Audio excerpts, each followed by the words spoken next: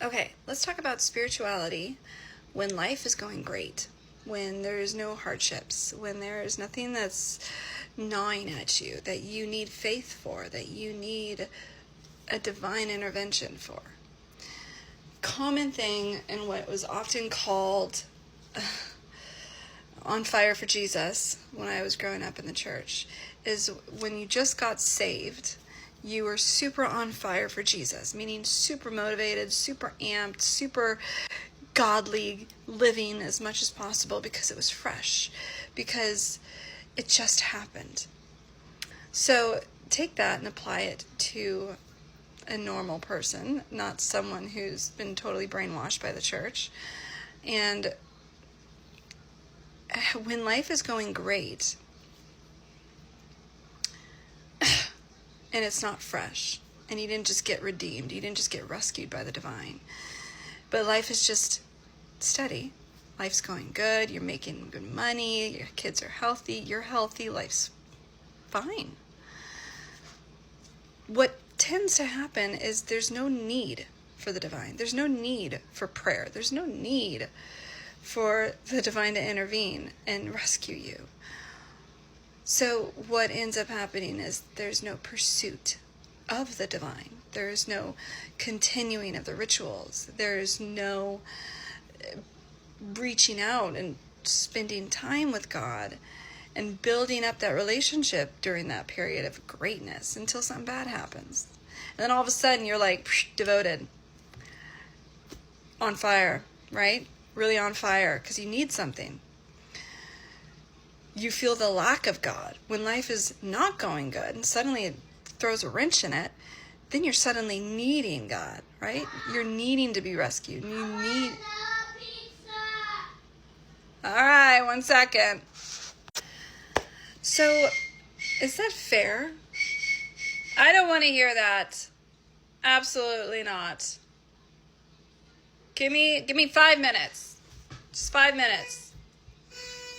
I don't want to hear that either. And that reminds me of the prodigal son story. If God had only 10 gifts that he could give out to people, and one was just barely spending time with the Father, with the divine, barely acknowledging him because life was going great, and the other was pursuing him every day, wanting that relationship, wanting that connection, even though life was great. He didn't need anything from the divine or his Father. He just wanted that attention and wisdom. He wanted to still learn because he knew life is still growing. And there's going to be seasons that are around the corner before you know it. And he's going to want to be prepared. So if God could only give a certain amount of gifts, who do you think deserves the gifts? Not bratty little kids.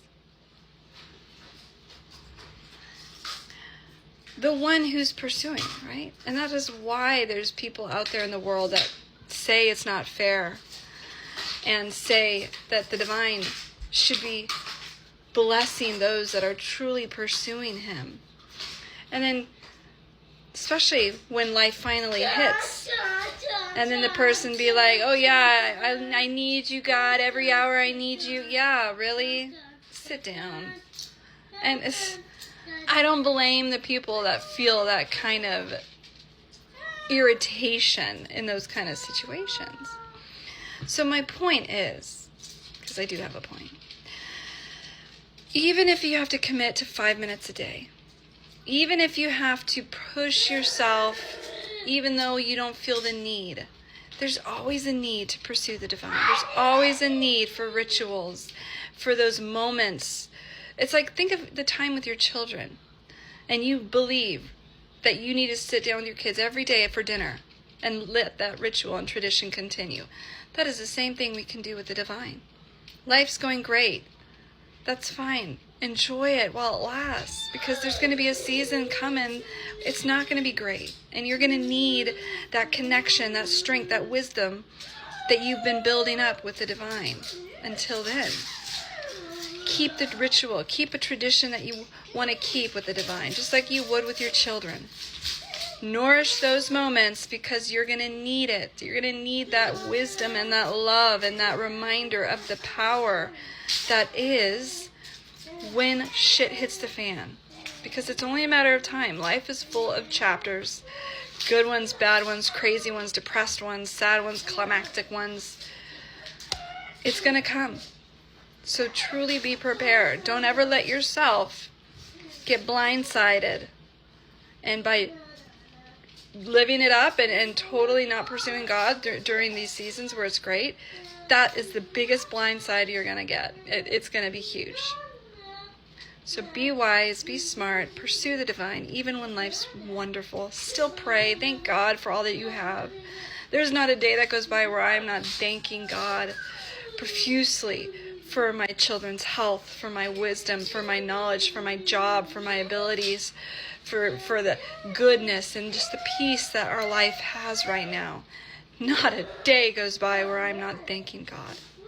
Because I know in a heartbeat, it could be taken away.